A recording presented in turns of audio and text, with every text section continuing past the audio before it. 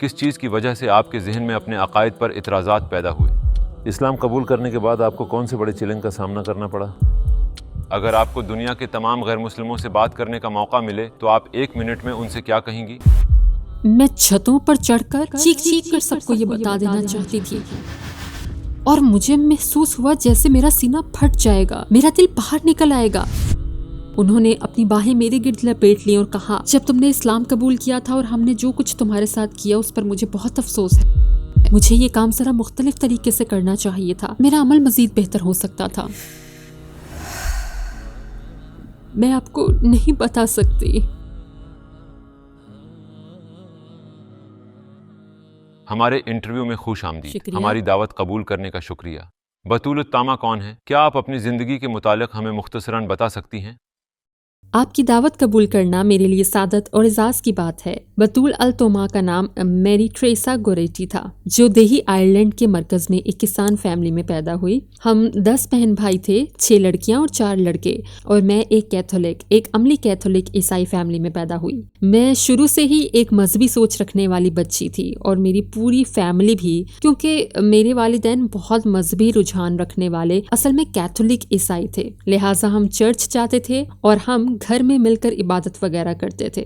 دوسری تمام فیملیز کی طرح ہمارا بچپن گزرا، اور جب ہم ذرا بڑے اور خود سر ہوئے تو ہم نے مذہبی سرگرمی وغیرہ میں جانے سے انکار کر دیا، مگر میں اجتماع میں جاتی رہی، اسی طرح مذہبی تقریبات وغیرہ میں بھی جاتی تھی، اور پھر مجھے بورڈنگ اسکول میں بھیج دیا گیا۔ جب میں تقریباً 12 سال کی تھی تو بورڈنگ اسکول میں میرے ذہن میں اعتراضات پیدا ہونے لگے، اور میں نے عیسائیت اور کیتھولسزم کے نظریاتی پہلوؤں پر زیادہ غور کرنا شروع کیا، اور پھر میں نے اگلے 5 سال مذہبی علوم کی کلاس میں سوالات پوچھنے اور معمول کی پڑھائی میں خلل پیدا کرنے میں گزارے۔ کس چیز کی وجہ سے آپ کے ذہن میں اپنے عقائد پر اعتراضات پیدا ہوئے؟ میرے خیال میں اس کی بڑی وجہ خدا کا نظریہ تھا۔ آپ بھی جانتے ہیں، کیتھولک نقطۂ نظر سے ہم ٹرینٹی پر ایمان رکھتے تھے، یعنی عیسیٰ علیہ السلام، اور اس حقیقت پر کہ خدا کے بیٹے یا خدا کے اوتار تھے۔ لہٰذا یہ میرے لیے بہت دور کی کوڑی تھی۔ میں اپنے ذہن میں اس طرح کا تجزیہ نہ کر سکی، میں اپنی سوچوں سے اس مسئلے کو حل نہ کر پائی، لہٰذا یہ میرے لیے ایک بہت بڑی رکاوٹ تھی۔ مگر صرف ذہن میں سوالات اٹھاتی، وجوہات پر غور کرتی، مقصد کو جانتی اور یہ سوچتی کہ میں اسے کیوں جاری رکھے ہوئے ہوں۔ مطلب ظاہر ہے چرچ میں بڑا روحانی ماحول ہوتا تھا، بڑی خاموشی ہوتی تھی، ساری توجہ خدا پر ہوتی تھی، ایسا ماحول تھا، لہٰذا اس کا یہ پہلو بہت سکون آور تھا اور یہ مجھے کافی پسند تھا۔ مگر اس کے باوجود میرے سوالات اور شکوک و شبہات دور نہ ہوئے، اور اس سے آگے جاننے کی میری خواہش جاری رہی۔ پھر میں نے دوسرے مذاہب کو دیکھنا شروع کیا، مگر میں کوئی اور مذہب قبول کرنے کے لیے ایسا نہیں کر رہی تھی۔ میں دوسرے مذاہب کو اس لیے دیکھ رہی تھی تاکہ میں اپنے مذہبی عقائد پر قائل ہو جاؤں۔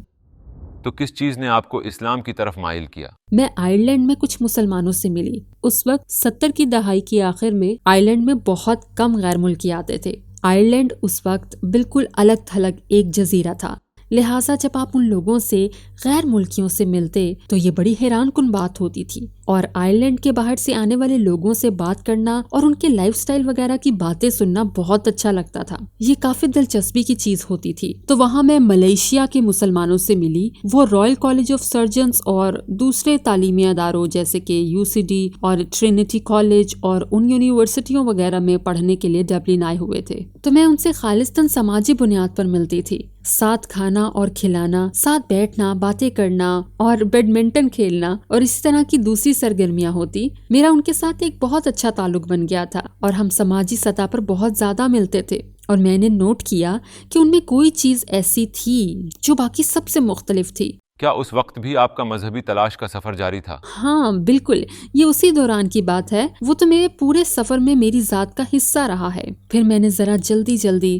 ان کے گھروں پر جانا اور بیٹھنا، گپ شپ لگانا، باتیں کرنا شروع کر دیا، اور میں نے زندگی کے متعلق ان کے رویے، ایک دوسرے کے لیے ان کے احترام، ان کے والدین کے لیے احترام، اپنی تعلیم پر توجہ، اپنی ذمہ داری کے احساس اور دیگر باتوں کے حوالے سے فرق کا کافی مشاہدہ کرنا شروع کیا۔ اور پھر میں ان سے پوچھنے لگی، آخر یہ کیا ہے، کیا چیز ہے جو آپ کو اپنے کام پر، اپنے برتاؤ پر، اپنے پورے لائف سٹائل پر، اپنے تمام معاشرتی تعلقات وغیرہ پر فوکس کرنے میں مدد دیتی ہے؟ اور انہوں نے مجھ سے اسلام کے بارے میں بات کرنا شروع کی۔ تو آپ میں دلچسپی پیدا ہوئی اور اسلام کے متعلق آپ نے اپنی ریسرچ شروع کی؟ ہاں بالکل، مجھ میں دلچسپی پیدا ہوئی۔ میں اب بھی بے یقینی میں تھی کہ کوئی دوسرا مذہب اپنا سکتی ہوں یا نہیں۔ السلام علیکم بھائیوں اور بہنوں، ہمیں احساس ہوا ہے کہ ہمارے چینل پر 80% ناظرین بشمول اس ویڈیو کے ہمارے سبسکرائبرز نہیں ہیں۔ جیسا کہ آپ جانتے ہیں کہ ہم غیر منافع بخش تنظیم ہیں اور ہماری ویڈیو پر اشتہارات غیر فعال ہیں۔ ٹوورڈز ایٹرنیٹی صرف ایک یوٹیوب چینل ہی نہیں بلکہ ایک مدرسہ بھی ہے۔ یہاں ہم خود کو اور نوجوانوں کو اسلامی تعلیم سے آراستہ کرتے ہیں، لہٰذا ہمارے اس مطالبے کا واحد مقصد سچائی کو پھیلانا ہے۔ ہو سکتا ہے بظاہر یہ چھوٹا عمل لگے، لیکن انشاءاللہ یہ ہمیں لاکھوں لوگوں تک پہنچنے میں مدد کرے گا۔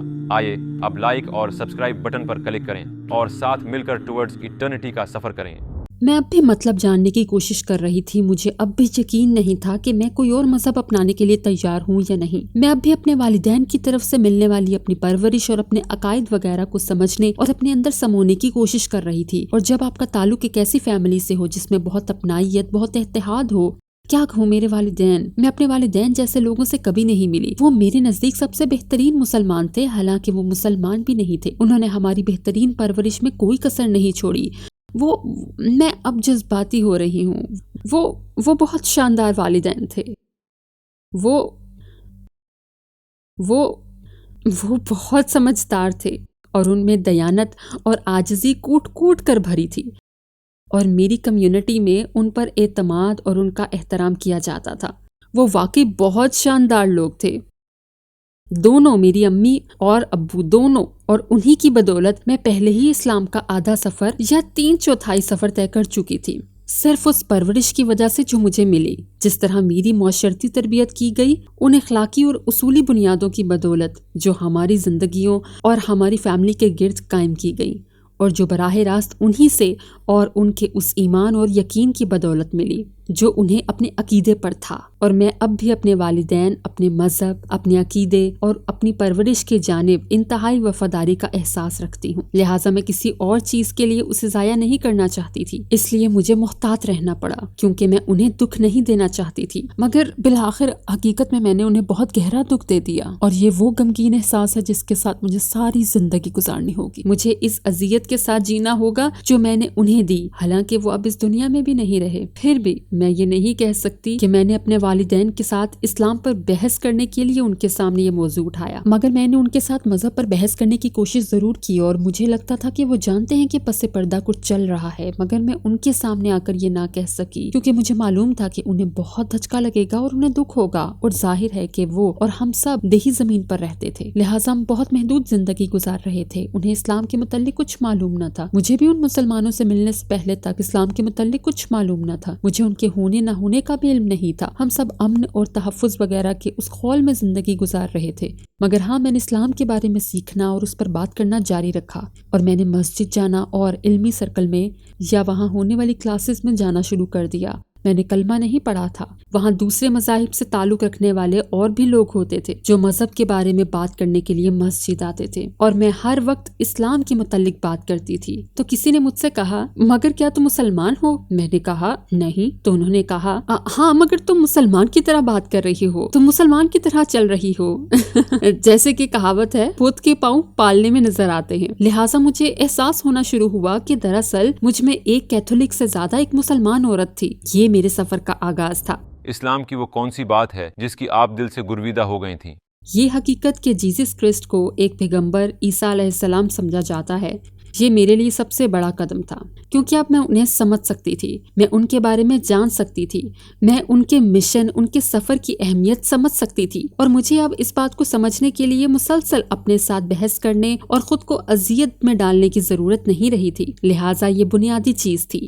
اور پھر ظاہر ہے کہ خدا اللہ سبحانہ و تعالیٰ اس سے جدا ایک ہستی ہے۔ میں اپنے پورے روحانی وجود کو خدا کی محبت پر اور خدا کے متعلق جاننے پر، خدا کو سمجھنے پر اور اس کی جانب سے ہماری تخلیق اور ہماری رہنمائی پر اور اس کی مسلسل رحمتوں پر اور موت کے بعد دوبارہ جی اٹھنے پر اور ایسی ہی دیگر چیزوں پر فوکس کر سکتی تھی، اور میں عیسیٰ علیہ السلام کو اس کے بندے اور رسول کے طور پر جان سکتی، سمجھ سکتی اور ان کا احترام کر سکتی تھی۔ کیا آپ ہمیں اسلام میں اپنے آخری مراحل کے متعلق بتا سکتی ہیں؟ یہ بہت سادہ انداز میں ہو گیا۔ میں نے تقریباً 3 سال تک اسلام قبول نہیں کیا تھا کیونکہ میں اپنے اس عمل پر پوری تسلی کر لینا چاہتی تھی، اور ظاہر ہے کہ اسلام قبول کرنے سے پہلے آپ ہر رات اور دن اسی پر بحث کرتے، کتابیں پڑھتے، لوگوں سے باتیں کرتے، چیزوں کے بارے میں گفتگو کرتے ہوئے گزارتے ہیں۔ ان میں سے زیادہ تر باتیں اچھی ہوتی ہیں، مگر کبھی کبھار آپ کو لوگوں سے فضول باتیں بھی سننے کو ملتی ہیں، تو اس طرح بے شمار چیزیں، لہٰذا اچھی گفتگو بھی ہوتی تھی اور ایسی گفتگو بھی کہ جو نہ ہوتی تو بہتر تھا۔ اور پھر آخر کار کیونکہ لوگ مجھے مسلمان سمجھتے تھے، میں روزہ رکھتی تھی، نماز پڑھتی تھی، ہر کام کر رہی تھی، مگر مجھے ایک آخری قدم بھی اٹھانا تھا۔ لہٰذا میں نے ایک چھوٹی سی پارٹی رکھنے کا فیصلہ کیا جہاں میں کلمہ پڑھ لیتی، اور میں نے ایک جمعہ کی رات کلمہ پڑھ لیا۔ اس وقت ڈبلن میں میرے لیے کوئی مسجد نہیں تھی، لہٰذا ہم بے بس تھے، ہمیں حلال گوشت تک میسر نہیں تھا۔ وہاں موجود مسلمان کمیونٹی بس ایک عارضی کمیونٹی تھی جو وہاں آتے، پڑھتے، گھومتے پھرتے تھے بس، لہٰذا اس وقت آئرلینڈ میں کوئی مستقل کمیونٹی نہیں تھی۔ تو میں نے کلمہ پڑھا اور مجھے وہاں سے باہر آنا یاد ہے۔ جیسا کہ میں نے بتایا یہ مسجد نہیں تھی، مگر اس رات جب میں نے کلمہ پڑھا تھا مجھے اس عمارت سے باہر نکلنا یاد ہے جہاں ہم ملاقات کیا کرتے تھے، اور مجھے اپنے بارے میں سوچنا یاد ہے۔ میں چھتوں پر چڑھ کر چیخ چیخ کر سب کو یہ بتا دینا چاہتی تھی، اور مجھے محسوس ہوا جیسے میرا سینہ پھٹ جائے گا، میرا دل باہر نکل آئے گا۔ اب ظاہر ہے میں اس وقت اسلام کے بارے میں سب کچھ نہیں جانتی تھی، وہ تو میرے سفر کا آغاز ہی تھا، مگر میں بڑی حد تک جانتی تھی کہ میں اسی مقام تک آنا چاہتی تھی، اور میں یہاں سے مزید آگے اس سے لطف اندوز ہونا چاہتی تھی۔ اچھا، ایک اہم سوال میرے ذہن میں آ رہا ہے، آپ کے قبول اسلام پر آپ کے والدین کا کیا ری ایکشن تھا؟ اچھا نہیں تھا، میرے خیال میں انہیں مایوسی ہوئی تھی۔ عمومی بات کروں تو ایسے والدین بھی ہیں جو مختلف رد عمل دیتے ہیں، اور میں نو مسلموں کے ساتھ اتنا لمبا عرصہ کام کرنے کے بعد جانتی ہوں کہ میری کہانی اس سفر کی واحد کہانی نہیں ہے، مطلب ہر نو مسلم کی اپنی ایک کہانی ہے، ایک مختلف کہانی۔ میں ان کا ری ایکشن سمجھ گئی، وہ مجھے کچھ کھو دینے کا، کسی قیمتی چیز سے محروم ہو جانے جیسا احساس تھا۔ آخر ان کی بچی ان سے کھو گئی تھی، ایک بچی ان کے لیے مر ہی تو گئی تھی، اور ہاں وہ لوگ بے انتہا خوفزدہ تھے، اور ظاہر ہے کیوں نہ ہوتے، آخر وہ والدین تھے، انہیں اختیار ہے اپنے بچوں کے لیے پریشان ہونے، خوفزدہ ہونے، ان کے متعلق سوچنے، ان کی رہنمائی کرنے کا، اسی امید کے ساتھ کہ وہ زندگی میں بھرپور کامیابی حاصل کریں، اور وہ آپ کے لیے امیدیں اور خواب بھی رکھتے ہیں۔ لہٰذا جب آپ مسلمان ہونے کا اعلان کرنے لگتے ہیں ایک ایسے مذہب کا جس سے وہ بالکل واقف نہ ہوں، تو گویا آپ زندگی کے سفر کو بالکل پلٹ دیتے ہیں۔ لہٰذا ان کا خوفزدہ ہونا یقینی تھا، وہ جانتے تھے کہ میں ایک سفر پر نکل چکی ہوں جس سے وہ خوش نہیں تھے، یا وہ سمجھ نہیں سکے، یا جسے سمجھنے میں انہیں مشکل پیش آ رہی تھی۔ آخرکار انہیں کب اس بارے میں پتہ چلا؟ شاید اس وقت جب میری شادی ہوئی۔ میری شادی اسلام قبول کرنے کے تقریباً 3 سال بعد ہوئی۔ میرے شوہر عراقی تھے، ان کا 6 سال پہلے انتقال ہو گیا، تو ہماری شادی ہوئی اور ہمارے 4 بچے ہیں، ایک بیٹا، 3 بیٹیاں، اور وہ بہت باکمال بچے تھے۔ واقعی ان کی پرورش میں بہت زیادہ لطف آیا، وہ بہت ہی پیارے تھے، اور میں نے ان کی ماں ہونے کا خوب لطف اٹھایا۔ میں اپنے اندر ایک کامیابی کا احساس رکھتی ہوں، مگر یہ اللہ کی مجھ پر بے پایا رحمت ہے کہ اس نے پہلے تو مجھے یہ بچے عطا کیے اور پھر مجھے ان کی پرورش کے قابل بنایا۔ ظاہر ہے میرے والدین میرے بچوں سے پیار کرتے تھے، اور بعض اوقات ہم نو مسلموں کے ساتھ یہ مسئلہ ہوتا ہے، ہمارے والدین کو ہمارا اسلام تسلیم کرنا بہت مشکل لگتا ہے کیونکہ ہمارا رشتہ ہی ان سے ایسا ہے، لیکن جب پوتے پوتیاں، نواسے نواسیاں آتے ہیں تو بیچ میں ایک نسل حائل ہوتی ہے، لہٰذا وہ ان سے محبت بھی کرتے ہیں، انہیں تمام حلال غذائیں دیتے ہیں، انہیں ان کی پسند کی چیزیں کھلاتے ہیں، اور وہ بلکہ میرے بچے اگر کہیں بھی کہ اوہ میں یہ نہیں کھا سکتا دادو کیونکہ یہ حلال نہیں ہے، تو میری والدہ ان سے کبھی نہ کہتی شریر نہ بنو یا اپنی دادی سے بدتمیزی نہ کرو، بلکہ وہ کہتی اوکے میرے بچے، تو پھر تمہیں کیا چاہیے، جبکہ اگر یہی بات میں کہتی تو شاید میری والدہ مجھ سے کہتی تم ہمیشہ اسے کھاتی ہو، آخر اب کیا مسئلہ ہو گیا۔ تو یہ بات ہے، آپ کو انہیں یہ موقع عملی آزادی کا ایک پہلو دینا ہوتا ہے۔ اور پھر ظاہر ہے جب میری شادی ہوئی تو میں رہنے کے لیے انگلینڈ آ گئی، اور یوکی آنے کے 2 سال بعد میرے والد کا انتقال ہو گیا، تو میں اپنے والد کے ساتھ اپنے تعلقات اتنے بہتر نہ رکھ سکی جتنا میں چاہتی تھی، اور اس لحاظ سے کہ ان کی شخصیت کی سچائی، ایمانداری، کمیونٹی میں ان کے کردار، اور پھر جس طرح وہ اپنی ویلیوز، اپنی اخلاقیات اور اخلاقی اصولوں پر قائم رہے، تو میں ان کا بے حد احترام کرتی تھی۔ لہٰذا میں نے بے پناہ افسردگی محسوس کی، مجھے ان کے ساتھ تعلقات بہتر بنانے کا موقع نہیں ملا، مگر میں نے ان کے انتقال کے بعد انہیں خواب میں اکثر دیکھا۔ میں نے دیکھا کہ وہ بیٹھے ہیں اور میرے شوہر کے ساتھ قرآن پڑھ رہے ہیں۔ اور ایک موقع پر جب میرا ایک بیٹا ہو چکا تھا، میرے حمل کے ابتدائی مہینوں میں کچھ بچے ضائع ہو گئے تھے اور میں ایک مرتبہ پھر امید سے تھی۔ میں انتہائی خوفزدہ تھی کہ اس مرتبہ پھر ایسا نہ ہو۔ پھر مجھے اپنے والد خواب میں نظر آئے۔ میں نے دیکھا کہ وہ آئے اور اپنا ہاتھ میرے کندھے پر رکھتے ہوئے کہا، فکر نہ کرو، اس مرتبہ سب ٹھیک ہوگا۔ اور میں نے اپنی امی کو بتایا، کیونکہ میری امی چاہ رہی تھی کہ میں ان سے ملنے آئرلینڈ آؤں۔ میں نے انہیں بتایا کہ میں امید سے ہوں، تو وہ کہنے لگی، نہیں پلیز مت آؤ، کیونکہ میں نہیں چاہتی کہ یہ بچہ ضائع ہونے کی ذمہ داری بھی مجھ پر آئے۔ تو میں نے ان سے کہا، سب ٹھیک ہے امی، میں آ رہی ہوں۔ تو کہنے لگی، نہیں پلیز، میں نہیں چاہتی، کہ مجھے ڈر ہے کہ کہیں اس بار بھی بچہ ضائع نہ ہو جائے۔ میں نے کہا، نہیں، مجھے پتا ہے کہ اس بار سب کچھ ٹھیک رہے گا، کیونکہ مجھے ایک خواب آیا تھا اور میں نے انہیں کہا جب میں گھر آؤں گی تو اس بارے میں آپ کو بتاؤں گی۔ لہٰذا میں گھر چلی گئی اور بعد میں میری بیٹی عالیہ پیدا ہوئی۔ پھر میری والدہ اور میرے درمیان بھی صلح ہو گئی اور ہمارا بہت اچھا تعلق قائم ہوا۔ اور ان کے انتقال سے پہلے، کیونکہ ہمیں معلوم تھا کہ وہ فوت ہو جائیں گی، انہیں کینسر تھا، تو ان کی وفات سے پہلے میں نے اسی سال ان کی سالگرہ پر ایک لمبا سا خط لکھا جس سال وہ فوت ہوئی تھی، اور میں نے انہیں بتایا کہ مجھے نہیں لگتا کہ میں انہیں کوئی ایسا تحفہ دے سکتی ہوں جو انہیں اتنا احترام دے جو انہوں نے مجھے دیا، مگر میں یہ خط لکھنا چاہتی تھی، اور جو کچھ میں نے لکھا اور جو کچھ میں نے کیا اور اس سے انہیں اور میرے ابو کو جو تکلیف ہوئی، میں اس پر ان سے معافی مانگنا چاہتی تھی۔ میں نے وہ خط انہیں بھیجا اور ان سے معافی مانگی اور بہت سی باتیں کہیں، اور انہوں نے فوراً معاف کر دیا۔ مجھ سے کہنے لگی، تمہیں معافی مانگنے کی ضرورت نہیں تھی، تم میری بیٹی ہو اور مجھے تم سے بے پناہ محبت ہے۔ اور اپنی وفات سے چند ہی روز پہلے میں ان کے کمرے میں ان کے ساتھ تھی، وہ بستر پر لیٹی تھی اور میں ان کے برابر میں لیٹی تھی، اور حالانکہ وہ شدید بیمار تھیں، ان کا کافی وزن گر گیا تھا، وہ بالکل کمزور ہو گئی تھی، مگر انہوں نے اپنی باہیں میرے گرد لپیٹ لی اور کہا، جب تم نے اسلام قبول کیا تھا اور ہم نے جو کچھ تمہارے ساتھ کیا اس پر مجھے بہت افسوس ہے۔ میں نے کہا، امی مجھے یہ کام ذرا مختلف طریقے سے کرنا چاہیے تھا، میرا عمل مزید بہتر ہو سکتا تھا، مگر انہوں نے کہا، مجھے معاف کر دو، ہم نے تمہارے ساتھ جو بھی کیا اس پر معافی مانگتی ہوں۔ اور کہنے لگی، مجھے تم پر، تمہارے چاروں بچوں پر اور جس طرح تم ان کی پرورش اور تربیت کر رہی ہو، سب چیزوں پر فخر ہے۔ کیا کوئی ایسا غیر معمولی واقعہ ہے جو آپ کے ساتھ پیش آیا ہو جس سے آپ نے خود کو اللہ کے بہت قریب محسوس کیا ہو؟ آپ نے اللہ کے ساتھ ایک خاص کنیکشن محسوس کیا ہو؟ کیا کوئی ایسا خاص واقعہ ہوا اور کب ہوا؟ اس وقت جب میں پہلی مرتبہ حج یا عمرے پر گئی تھی، میں نے اپنا پہلا عمرہ 1995 میں کیا تھا، اور پھر میں 97 اور 99 میں گئی اور اپنے ساتھ 9 مسلموں کو لے کر گئی۔ ایسا احساس تھا جیسے گھر مل گیا ہو، میرا اب وہی گھر تھا۔ میرے والدین کھو چکے تھے، اگرچہ اس وقت میرے والدین زندہ تھے۔ میری والدہ 95، 97، 99 میں زندہ تھیں، اور پھر میں سال 2000 میں حج پر گئی۔ جب بھی میں حج پر جاتی تو اپنے ساتھ تقریباً 25 9 مسلموں کو لے کر جاتی، اور جب میں پہلی بار حج پر گئی تھی تو کسی نے مجھ سے کہا، تم کیوں جا رہی ہو، تم حج پر کیوں جا رہی ہو؟ تو میں نے کہا، میں اس لیے جا رہی ہوں کیونکہ میں اپنے ساتھ کچھ 9 مسلموں کو لے کر جا رہی ہوں، اور میں نے اس سے آگے کچھ بھی نہیں سوچا تھا کیونکہ میں اس کے انتظام میں لگی تھی اور میں بہت مصروف تھی تاکہ ہر کام صحیح طرح مکمل ہو جائے۔ اور پھر حج پر جانے سے ذرا پہلے میری امی کا انتقال ہو گیا، اور تب تک میں نے کبھی نہیں سمجھا تھا کہ یہ حج کتنا اہم ہے۔ مجھے اپنے یتیم ہو جانے کا احساس ہوا، ایسا محسوس ہوا جیسے زمین پر کوئی ایسا نہیں رہا جو میرا خیال رکھ سکے جیسے میرے والدین نے میرا خیال رکھا تھا۔ مجھے لگا جیسے دنیا میں میرا کوئی نہ رہا ہو، کوئی ایسا جو میرے لیے دعائیں کرے۔ یہ ایک بہت ہی سنجیدہ سوچ تھی، اور میں نے حج ادا کیا، اور وہ حج جو انتظامات، منصوبہ بندی وغیرہ میں ضائع ہو رہا تھا، وہ ضرورت اور طلب کا حامل حج بن گیا۔ یہ سفر میرے لیے ہمدردی کے جذبات اور اپنے دل کو سکون پہنچانے کی کوشش بن گیا، صرف میری والدہ کے انتقال کی وجہ سے۔ اور اس کے بعد میں ہر سال حج پر گئی ہوں۔ اور ہمارے پیغمبر صلی اللہ علیہ وسلم کے بارے میں کس بات نے آپ کو سب سے زیادہ متاثر کیا؟ اوہ مائی گاڈ، واقعی میں آپ کو نہیں بتا سکتی۔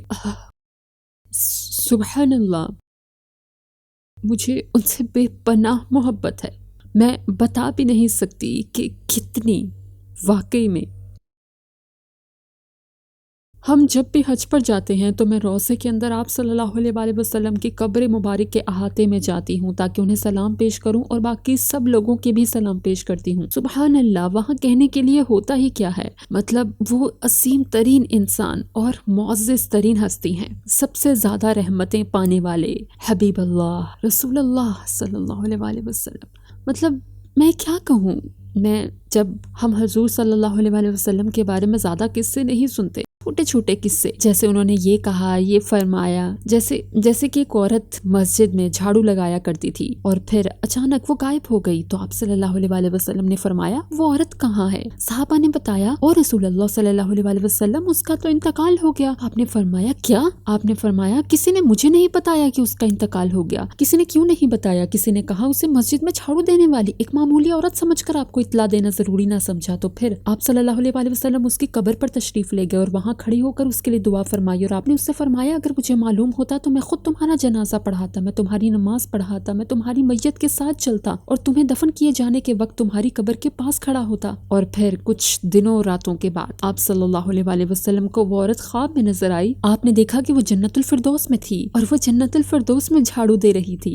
آپ نے آ کر صحابہ کو یہ بات بتائی۔ آپ نے فرمایا اس کے مسجد میں جھاڑو دینے اور مسجد کا خیال رکھنے پر اللہ اس دنیا میں اس سے اتنا خوش ہوا کہ جنت الفردوس میں بھی اسے یہی کام دے دیا گیا۔ اگر آپ کو دنیا کے تمام غیر مسلموں سے بات کرنے کا موقع ملے تو آپ 1 منٹ میں ان سے کیا کہیں گی؟ آپ موقع سے فائدہ نہیں اٹھا رہے، آپ ایک حیرت انگیز چیز سے خود کو محروم کر رہے ہیں۔ ذرا آزما کر تو دیکھیں۔ آ جائیں، خوش آمدید، جس حال میں بھی ہیں آ جائیں، آپ کو کچھ بھی کرنے کی ضرورت نہیں ہے۔ اگر آپ شراب پیتے ہیں کوئی بات نہیں، آ جائیں، انجوائے کریں، سنیں، بیٹھیں، سنیں کہ یہ کیا کہتا ہے، اور پھر اگر یہ آپ کو پسند نہ آئے تو کوئی بات نہیں، آپ اپنے راستے پر جا سکتے ہیں۔ مگر مجھے معلوم ہے کہ اگر آپ آئیں گے اور سنیں گے، اپنے دل کے کانوں سے سنیں گے، تو ممکن ہے آپ چلے جائیں مگر واپس ضرور لوٹیں گے۔ ہو سکتا ہے آپ چلے جائیں مگر زیادہ دور نہیں جائیں گے، آپ واپس آئیں گے انشاءاللہ۔